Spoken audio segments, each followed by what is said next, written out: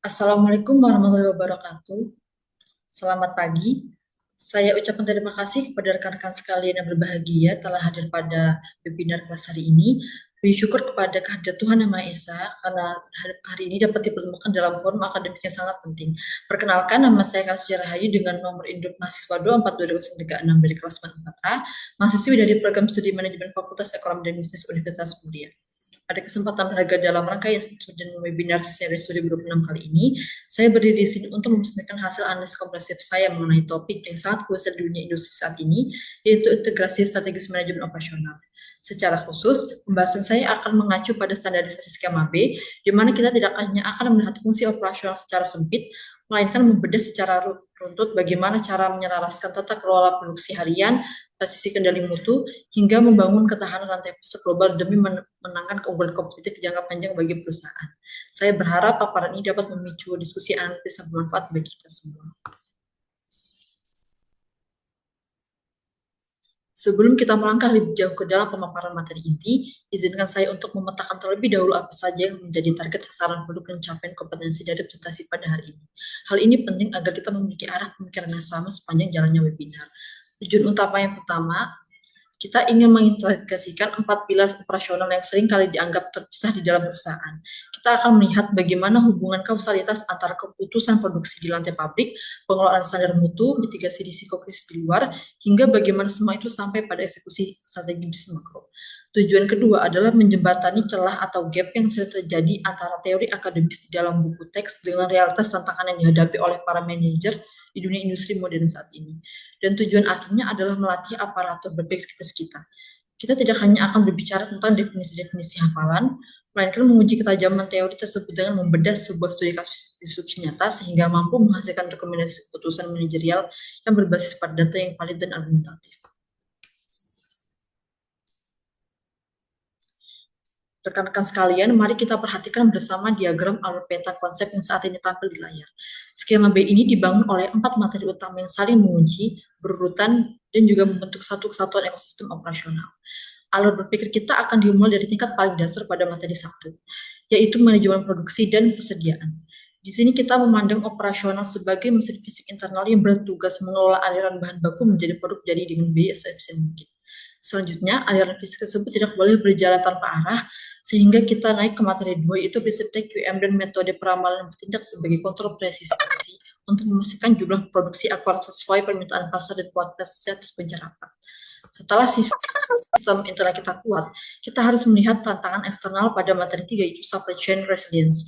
Ini adalah tameng sistem kita untuk mengantisipasi badai krisis global. Dan puncaknya semua pilar ini akan sampai pada materi 4, yaitu strategis SCM mastery, di mana fungsi logistik naik kelas menjadi senjata utama perusahaan untuk mendominasi persaingan bisnis jangka panjang. Sekarang kita masuk pada pilar yang pertama, yaitu manajemen produksi dan persediaan. Di dalam dunia bisnis, fungsi ini adalah jantung utama yang menggerakkan seluruh aktivitas fisik perusahaan. Konsep utamanya berputar pada bagaimana kita mentransformasikan input, baik itu tenaga kerja, modal, maupun bahan mentah menjadi output berupa barang atau jasa yang bernilai tinggi bagi konsumen. Tujuan utama dari manajemen ini adalah menciptakan sebuah sistem yang berjalan secara seimbang, di mana aliran barang dari hulu ke hilir tidak boleh mengalami hambatan, namun di sisi lain perusahaan juga tidak boleh mengalami penumpukan barang yang berlebihan di gudang.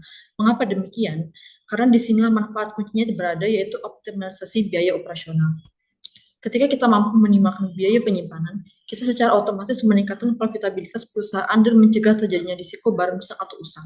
Sebagai contoh penerapan realnya di lapangan, seorang manajer operasional akan menggunakan metode economic order quantity atau EOQ untuk menghitung dengan pasti berapa jumlah pesanan bahan baku yang paling optimal dalam sekali pesan, sehingga biaya pemesanan dan biaya penyimpanan bisa ditekan hingga titik paling rendah tanpa mengganggu kuantitas dini produksi. Selanjutnya, kita memiliki mesin fisik produksi yang berjalan efisien pada materi pertama tadi. Kita tidak boleh buta terhadap kondisi pasar dan kualitas produk. Oleh karena itu, kita masuk ke materi kedua, yaitu integrasi antara prinsip total quality management atau TQM dengan metode peramalan. Konsep utama di sini adalah menyatukan komitmen budaya mutu menyeluruh di seluruh lapisan organisasi dengan alat proyeksi permintaan pasar yang berbasis data ilmu historis. Tujuan utamanya sangat jelas, yaitu menyelaraskan kapasitas lini produksi pabrik dengan tren kebutuhan konsumen di masa depan, sehingga perusahaan terhindar dari pemborosan variasi produk. Manfaat kunci yang kita dapatkan dari sinergi ini adalah pencapaian target zero defects atau menekan angka produk catat hingga 0% yang berujung pada lonjakan kepuasan dan loyalitas pelanggan. Sebagai contoh aplikasinya, sebuah perusahaan manufaktur akan menggunakan metode statistik seperti moving average untuk meramal berapa kuantitas pesanan pasar untuk bulan depan berdasarkan data bulan-bulan lalu. Setelah angka produksinya didapatkan, proses produksinya dikawal ketat menggunakan siklus mutu berkesinambungan yaitu PDC atau Plan, Do, Check, Act, guna memastikan setiap produk yang keluar dari pabrik memiliki kualitas yang konsisten dan sempurna. Sistem internal produksi yang efisien dan bermutu tinggi sekalipun bisa mendadak lumpuh total jika kita mengabaikan faktor lingkungan eksternal. Di era modern yang penuh dengan ketidakpastian geopolitik, bencana alam, dan krisis ekonomi, kita wajib menguasai materi ketiga itu supply chain resilience atau ketahanan rantai pasok. Konsep utama dari materi ini adalah mengembangkan sebuah kapasitas adaptif pada jaringan logistik kita agar tidak hanya mampu mengantisipasi datangnya guncangan, tetapi juga kuat bertahan dan mampu pulih kembali ke kondisi normal secara cepat ketika disrupsi itu terjadi. Tujuan utamanya adalah melakukan mitigasi risiko operasional agresif demi meminimalkan durasi gangguan atau downtime pabrik. Manfaat kuncinya adalah menjamin bisnis continuity atau kelangsungan hidup bisnis jangka panjang dalam melindungi stabilitas pasokan barang ke tangan konsumen sehingga reputasi merek perusahaan tetap terjaga. Sebagai contoh, penerapan taktisnya, seorang manajer tidak boleh terjebak pada ego efisiensi jangka pendek dengan mengandalkan satu pemasok tunggal. Perusahaan harus menerapkan strategi dual sourcing, yaitu membagi kuota pengadaan bahan baku kepada dua pemasok yang berada di wilayah geografis berbeda. Dengan begitu, jika salah satu wilayah pemasok mengalami krisis atau lockdown, roda produksi perusahaan kita tetap bisa berputar aman menggunakan pasokan cadangan dari wilayah lainnya. Kita telah sampai pada puncak dari seluruh rangkaian pilar operasional kita, yaitu materi keempat, Strategic SCM Mastery atau penguasaan strategi rantai pasok tingkat lanjut. Di tahap tertinggi ini, kita mengalami pergeseran paradigma yang sangat mendalam. Konsep utamanya adalah melakukan penyelarasan total atau strategic alignment antara seluruh aktivitas logistik dari ujung hulu hingga ujung hilir dengan visi bisnis korporat. Kita tidak lagi memandang manajemen rantai pasok hanya sekedar urusan teknis pergunungan, mencatat stok atau mengirim truk barang dari satu tempat ke tempat lain. Tujuan utamanya adalah mengubah total peran SCM dari yang dulunya hanya dianggap sebagai fungsi pendukung di belakang layar yang pada penghabisan biaya, menjadi mesin penggerak utama dalam memenangkan mangsa pasar. Manfaat kuncinya adalah melahirkan apa yang disebut sebagai sustainable competitive advantage, sebuah keunggulan bersaing berkelanjutan yang menciptakan nilai unik yang sangat sulit ditiru oleh para kompetitor bisnis kita. Sebagai contoh implementasi strategisnya, perusahaan-perusahaan raksasa global menerapkan sistem vendor managed inventory atau VMI. Melalui kolaborasi teknologi ini, pihak pemasok utama diberikan akses data persediaan kita secara real time, sehingga mereka yang bertanggung jawab penuh untuk mengisi kembali stok kita secara otomatis tanpa perlu kita minta Sinergi berbasis teknologi inilah yang memangkas lead time secara radikal dan menciptakan efisiensi biaya total yang luar biasa. Sekarang kita sampai pada bagian yang paling krusial dalam presentasi ini, yaitu melihat bagaimana keempat materi yang sudah kita bedah tadi saling terintegrasi menjadi satu kesatuan alur berpikir yang utuh. Seperti yang terlihat pada diagram alur linear di atas, keempat pilar ini tidak boleh dijalankan secara terpisah karena mereka saling mengunci satu sama lain. Fondasi awal kita dimulai dari materi 1, manajemen produksi dan persediaan, yang bertindak sebagai mesin fisik operasional perusahaan. Namun, mesin fisik ini akan berjalan buta dan berbahaya jika tidak dikendalikan. Disinilah materi 2 masuk sebagai pengendali presisi, di mana metode peramalan menentukan berapa volume barang yang harus dibuat agar tidak mubazir, dan prinsip TQM memastikan mesin tersebut mengeluarkan produk yang bebas dari cacat. Selanjutnya, ekosistem internal yang sudah rapi ini harus dilindungi dari badai gangguan dunia luar. Maka materi 3 hadir sebagai tameng pelindung sistem rantai pasok agar bisa terus saat diterpa krisis global. Ketika seorang manajer operasional berhasil menyatukan mesin fisik yang efisien, kontrol mutu yang presisi, dan tameng pelindung risiko yang kuat, barulah perusahaan berhasil mencapai materi 4, yaitu strategic SCM mastery. Disinilah di seluruh fungsi manajemen operasional menjelma menjadi senjata strategis yang utuh untuk mendominasi pasar global secara berkelanjutan. Setelah kita memahami kerangka teori integrasi yang begitu solid di saat sebelumnya, mari kita uji dan konfrontasikan pemikiran teoritis tersebut ke dalam realitas dunia industri nyata melalui analisis studi kasus. Kasus yang saya angkat hari ini adalah sebuah disrupsi monumental yang pernah mengguncang dunia, yaitu krisis kelangkaan chip semikonduktor global pada sektor industri otomotif dan elektronik. Mari kita bedah kotak per kotak berdasarkan fakta lapangan terjadi. Dimulai dari kotak pertama mengenai latar belakang kasus, di mana pecahnya pandemi global memicu lonjakan drastis permintaan perangkat elektronik rumah tangga untuk kerja jarak jauh, yang akhirnya memicu perebutan kuota produksi komponen microchip dengan industri otomotif. Permasalahan utamanya pada kotak kedua diperparah oleh adanya penutupan pabrik manufaktur inti akibat kebijakan lockdown dan ketergantungan ekstrim industri dunia pada wilayah geografis terpusat, yaitu pemasok tunggal di Asia Timur. Dampaknya terlihat nyata pada kotak tiga melalui data pendukung real, di mana ratusan pabrik otomotif raksasa dunia terpaksa menghentikan total lini perakitan mobil mereka, mengakibatkan kerugian finansial hingga ratusan miliar dolar dan penundaan pengiriman produk berskala pasar ke konsumen. Dan jika ditinjau dari hubungan jaringan SCM di kota 4, kepanikan ini melahirkan fenomena bullwhip effect yang sangat parah, di mana distorsi informasi dari hilir ke hulu menyebabkan kepanikan penimbunan stok secara berlebihan di tingkat agen komponen, yang membuat krisis kelangkaan material ini menjadi semakin menjalar dan tak terkendali di pasar bebas. Fakta-fakta krisis ini sudah kita lihat pada saat tadi, tentu tidak terjadi begitu saja tanpa sebab. Disinilah pentingnya bagi kita untuk melakukan analisis teoritis yang tajam guna membedah apa yang menjadi akar kegagalan operasional tersebut dengan menggunakan pisau analisis 4 pilar materi yang sudah kita pelajari sebelumnya.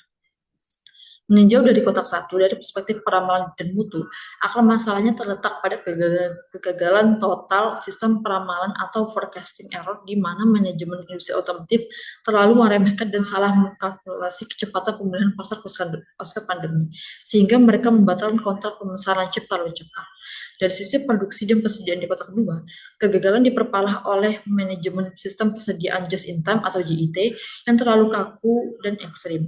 Perusahaan membiarkan gudang mereka kosong tanpa didukung oleh persediaan pengaman atau buffer stok yang memadai, sehingga saat aliran logistik macet, pabrik langsung lumpuh seketika. Analisis pada kotak ketiga memperlihatkan rapuhnya ketahanan rantai pasok mereka, di mana jaringan distribusi logistik terbukti sangat rapuh karena terjebak pada strategi single sourcing atau ketergantungan mutlak pada satu wilayah geografis pemasok saja. Dan akhir dari semua kegagalan ini ada pada kotak 4, yaitu dari aspek penguasaan strategi SCM. Perusahaan-perusahaan tersebut terbukti masih memperlakukan manajemen rantai pasok hanya sebagai fungsi pembelian logistik harian dan klerikal, bukan sebagai instrumen strategi bisnis makro dan manajemen risiko jangka panjang korporat. Masuk ke rekomendasi solusi taktis dan strategis yang saling terintegrasi untuk memulihkan sistem operasional dan memitigasi risiko agar krisis global tidak terulang kembali. Rekomendasi solusi yang pertama pada kotak pertama adalah melakukan pembentukan peramalan atau penerapan teknologi canggih seperti AI Big Data Analytics. Dengan alat prediktif ini, perusahaan dapat membaca pergerakan tren pasar secara dinamis, mendeteksi distorsi informasi, dan mereduksi kesalahan ramalan secara signifikan. Solusi kedua adalah melakukan restrukturisasi persediaan. Perusahaan harus melonggarkan efisiensi sempit sistem JIT dengan mengamankan dan membangun buffer stok strategis khusus untuk komponen-komponen bersifat kritis dan langka. Kemudian untuk solusi ketiga, kita wajib membangun ketahanan rantai pasok melalui strategi diversifikasi pemasok, mengubah single sourcing menjadi skema dual sourcing atau near sourcing dengan memindahkan sebagian kuota pasokan ke wilayah geografis lokal yang lebih aman. Pada puncaknya di tahap keempat atau kota keempat, yaitu level strategi SCM, perusahaan harus membangun aliansi strategis berupa kontrak permintaan jangka panjang dari kolaboratif bersama produsen manufaktur chip, utama di tingkat hulu, sehingga perusahaan kita mendapatkan jaminan prioritas alokasi pasokan material dan dalam kondisi krisis global apapun. Selanjutnya, sesi tanya jawab atau Q&A session yang bersifat interaktif. Sesuai dengan pedoman akademik student webinar series, sesi ini menjadi ruang bagi kita untuk saling bertukar pikiran secara kritis dan argumentatif. Oleh karena itu, saya mengundang minimal 2 rekan audiens sekalian yang hadir di dalam forum dari ini untuk mengajukan pertanyaan analitisnya terkait materi integrasi operasional maupun studi kasus yang telah kita bedah bersama. Silahkan kepada penanya pertama. Sebelumnya, perkenalkan, nama saya Galang Ibrahim dengan NIM 2422070. Sebelumnya saya ingin bertanya soal dual sourcing itu yang kakak sebutkan tadi. Kalau perusahaan menambah pemasok baru, otomatis ada biaya tambahan kan. Mulai dari proses seleksi vendor sampai mungkin kehilangan diskon volume dari pemasok lama. Menurut Kakak, apakah manfaat ketahanan dari dual sourcing ini sebanding dengan biaya tambahan yang harus dikeluarkan? Sebelum terima kasih atas pertanyaannya Galang. Ini memang pertanyaan yang sering diperdebatkan di dunia nyata juga. Memang betul, dual sourcing itu kan nggak gratis. Ada biaya negosiasi, audit kualitas baru, dan juga memang benar perusahaan bisa kehilangan sebagian bargaining power karena volumenya terbagi. Tapi kalau kita bandingkan, biaya tambahan itu kan sebenarnya jauh lebih kecil dibanding kerugian kalau sampai produksi berhenti total seperti yang terjadi krisis semiconductor kemarin. Yang kerugiannya itu sampai ratusan miliar dolar di industri otomotif global. Jadi saya melihatnya bukan sebagai pengeluaran, tapi lebih seperti asuransi dan praktiknya juga nggak harus dibagi rata 50-50. Bisa aja perusahaan tetap pakai skema 80-20 di mana pemasok utama tetap dominan supaya efisiensi tetap terjaga, sementara pemasok kedua itu fungsinya sebagai cadangan kalau terjadi situasi darurat. Kira-kira seperti itu. Terima kasih atas penjelasannya, Kak. Nama saya Lina Fadila. Saya ingin saya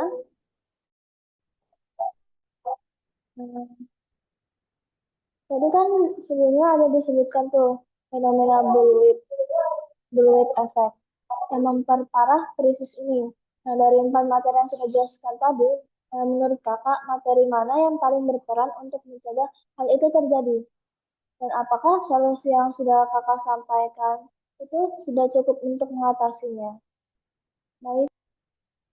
Ini pertanyaannya cukup menarik ya, karena ini sebenarnya tuh menyentuh bagaimana semua materi saling berkaitan. Kalau ditelusuri akarnya, belum efek itu kan paling utama disebabkan oleh kesalahan di metode peramalan.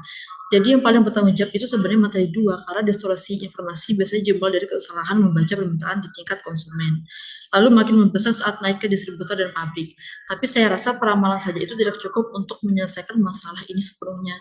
Itu sebabnya di rekomendasi solusi, saya juga menyarankan pemanfaatan AI dan Big Data Analytics supaya semua pihak dalam rantai pasok bisa melihat data permintaan secara real time. Jadi, distorsinya itu bisa memotong dari awal, ditambah lagi dengan kolaborasi strategis bersama pemasok hulu, yang praktiknya bisa diwujudkan lewat sistem seperti vendor managed inventory yang tadi sempat saya singgung. Jadi intinya, mengatasi blue efek itu bukan cuma soal akurasi ramalan saja, tetapi juga soal transparansi data di sepanjang rantai pasok. Kira-kira seperti itu. Terima kasih. Pada akhirnya kita sampai ke titik kesimpulan. Jadi yang pertama ada kita membuktikan bahwa keberhasilan manajemen operasional modern itu sangat tergantung pada integrasi mutlak di mana keputusan taktis produksi harian di lantai pabrik harus selalu selaras dengan arah kebijakan lebih strategis korporat. Kedua, kita melihat bahwa budaya mutu atau prinsip TQM tidak akan bisa berjalan secara optimal tanpa adanya dukungan sinergi dari akurasi metode peramalan data permintaan pasar yang presisi demi mencapai target zero defect. Ketiga, urgensi membangun supply chain resilience atau ketahanan rantai pasok melalui diversifikasi pengadaan adalah investasi wajib yang bertindak sebagai tameng pelindung perusahaan di tengah tingginya ketidakpastian pasar global. Keempat, pencapaian tertinggi dalam strategic SCM Mastery terbukti mampu mentransformasi fungsi logistik dari yang semula dianggap sebagai pusat biaya operasional, naik kelas menjadi mesin penggerak unggulan kompetitif jangka panjang perusahaan yang sulit ditiru kompetitor. Dan kesimpulan yang kelima, melalui pelajaran harga dari krisis semiconductor dunia, kita disadarkan bahwa mengejar efisiensi biaya pergudangan yang sempit jangan sampai mengorbankan aspek keselamatan sistem dan fleksibilitas mitigasi risiko perusahaan. 5 poin inilah yang menjadi benang merah dari seluruh pemaparan materi hari ini.